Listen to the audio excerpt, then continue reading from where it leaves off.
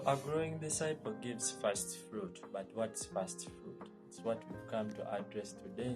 Welcome back from this channel. Thank you for tuning in, and today is our number 18.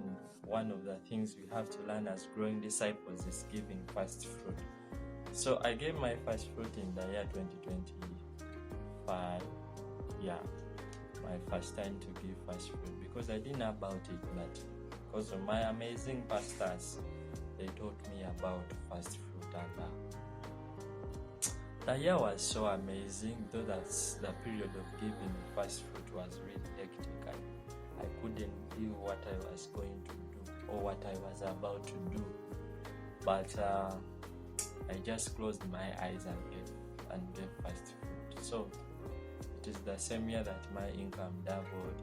It is the same year that things flipped. I got a lot of miracle money. I can't share all the testimonies. You look for me and hijack me anyway. But one of the things we really have to do to grow generosity is to give what we call the first fruit. So Apostle in the book breaks it down into the way we see how Egyptians, rather the Israelites, how they crossed from Egypt, then into the wilderness, then into the promised land. And the journey goes with Moses going for them from Egypt. So he terms the journey from Egypt into the wilderness as your journey as a Christian, from being an unchristian to actually accepting Christ. So when the Israelites crossed from Egypt into the wilderness, it's not that they had reached the promised land, but it's that they had escaped from their captivity, but things were not better. Remember, God had promised them to the promised land, a land full of milk and honey, but they had to take some time in the wilderness where he was caring for them with a cloud of fire in the night and during the day, a shade of cloud in the day, and he was caring for them. We see that in the wilderness, these Israelites could have food every day, and if you could keep it till the next day, it couldn't survive the next day.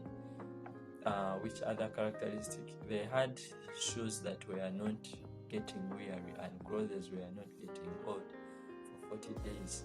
So meanwhile, they were living a sustainable life. They were living a life where they are in survival mode, until they had to approach a city called Jericho, where God ordered them to conquer the city and kill each and everything that is in the city, so that they can cross into the promised land. So as a Christian, it's like that. If you are not yet born again, you are into captivity. You are in Egypt under Pharaoh, and when you cross and you go into the wilderness, you are born again, who is maybe tithing, who is maybe surviving by the work you do and the petty money you get. And then there is another step of experiencing kingdom money, another step of experiencing miracle financial provision, supernatural wealth. And the only way you can access that is by stepping into what we call first fruits. Wow, we go into the scriptures. I know you are liking this very, very, very much. Joshua 6:17-19.